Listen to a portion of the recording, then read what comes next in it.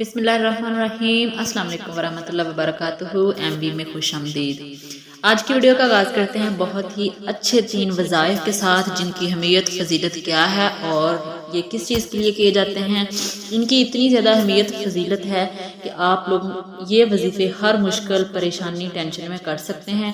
ہمارے پیارے رسول حضرت محمد صلی اللہ علیہ وسلم کا کوئی بھی کام جب اڑ جاتا تھا، پھنس جاتا تھا، کسی وہ مصیبت میں مبتلا ہو جاتے تھے تو وہ ان وظائف کا ورد کیا کرتے تھے۔ ہمارے صحابیہ نے کیا، تو چلیں دیر کیے بغیر کرتے ہیں ویڈیو کا آغاز۔ اور آج سب سے پہلے جو میں آپ کے ساتھ وظیفہ شیئر کرنے والی ہوں، اعوذ باللہ من الشیطان الرجیم، بسم اللہ الرحمن الرحیم، لا الہ الا انت سبحانک انی کنت من الظالمین۔ اب ذکر کرتے ہیں اس کی فضیلت کے بارے میں۔ اس کی فضیلت حدیث شریف میں ہے کہ جو کوئی مصیبت زدہ بارگاہ الہی میں ان کلمات سے دعا کرے تو اللہ تعالیٰ اس کی دعا قبول فرماتا ہے۔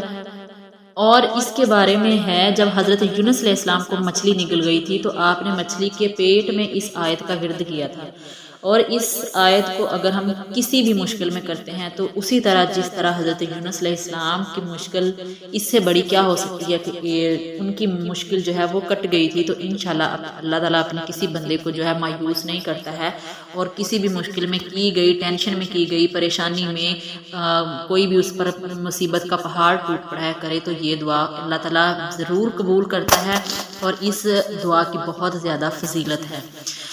آگے چلتے ہیں اور اگلی دعا کے بارے میں آپ سے شیئر کرتی ہوں۔ اگلی دعا ہے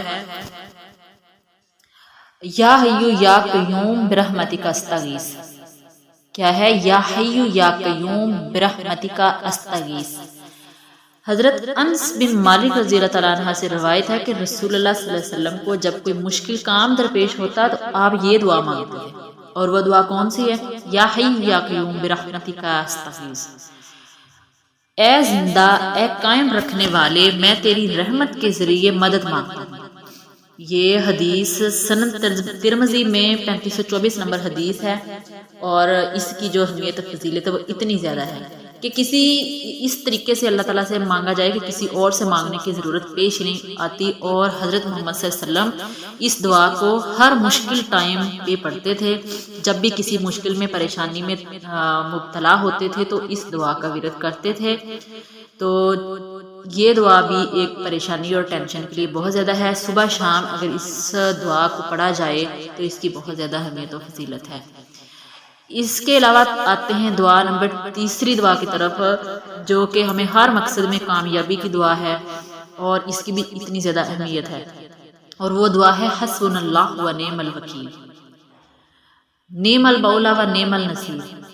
پوری دعا جو ہے وہ بے شک نہ پڑھی جائے، لیکن جو مین دعا ہے وہ اتنی ہی ہے، حسبنا اللہ و نعم الوکیل۔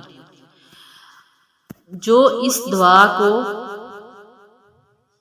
94 مرتبہ پڑھتا ہے ہر مقصد کے لیے مجرب ہے۔ جو شخص روزانہ اس کی پابندی کرے گا اللہ غیب سے اس کی کام بنائے گا اور ہر مشکل سے اس کی حفاظت فرمائے گا۔ اور اس آیت کا ذکر قرآن پاک میں موجود ہے، سورۃ العمران کی آیت نمبر 173 میں ہے۔ تو دعا دیکھیں نا شروع کہاں سے ہو رہی کہ حسبنا اللہ و نعم الوکیل، کہ اللہ ہی ہماری مدد کرنے والا ہے، وہ سب سے بڑا ہے، وہی وکیل ہے، وہی ہمارا کارساز ہے۔ تو اس کی ایک اور بھی جو ہے فضیلت ہے، اور ایک اور جگہ بھی اس کا ذکر کیا گیا ہے کہ حضرت ابراہیم علیہ السلام کو جب آگ میں ڈالا گیا تھا تو حضرت ابراہیم علیہ السلام نے اس دعا کو پکارا تھا، اس دعا کو پڑھا تھا حسبنا اللہ و نعم الوکیل، نعم المولا و نعم النصیر۔ تو یہ 3 وظائف تھے، 3 اسم اعظم جن کی بہت زیادہ اہمیت تھی، اور اس کو ہم ہر پریشانی مصیبت مشکل میں پڑھ سکتے ہیں۔ میں کہتی ہوں بڑی سے بڑی کوئی پریشانی مشکل جس کا آپ توڑ نہیں کر پا رہے ہیں تو ان 3 وظائف کا آپ جو ہے پابندی کر لیں ہر نماز کے بعد، تو آپ کی ہر مشکل حل ہو جائے گی۔ اس کے علاوہ جو یہ والی دعا ہے حسبنا اللہ و نعم الوکیل، نعم المولا و نعم النصیر، اس کو آپ اٹھتے بیٹھتے ہر وقت اپنے پہ اس کا ذکر بنا لیں تو انشاءاللہ اللہ تعالیٰ آپ کا بہت قریب ہو کر سنتا ہے، اس سے ہر دعا قبول ہوتی ہے اور ہر مشکل پریشانی مصیبت ٹل جاتی ہے۔ امید کرتی ہوں آج کی ویڈیو آپ کو بہت اچھی لگے گی۔ ویڈیو اچھی لگے تو ویڈیو کو کر دیں لائک، چینل کو کر دیں سبسکرائب، شیئر کر دیں، اور ساتھ میں بیل کے آئیکن کو کر دیں پریس تاکہ آنے والی ہر ویڈیو کا نوٹیفیکیشن آپ تک پہنچتا رہے۔ اپنا بہت سارا خیال رکھیں، مجھے دعاؤں میں یاد رکھیں۔ ملتے ہیں نیکسٹ ویڈیو میں۔ اللہ حافظ۔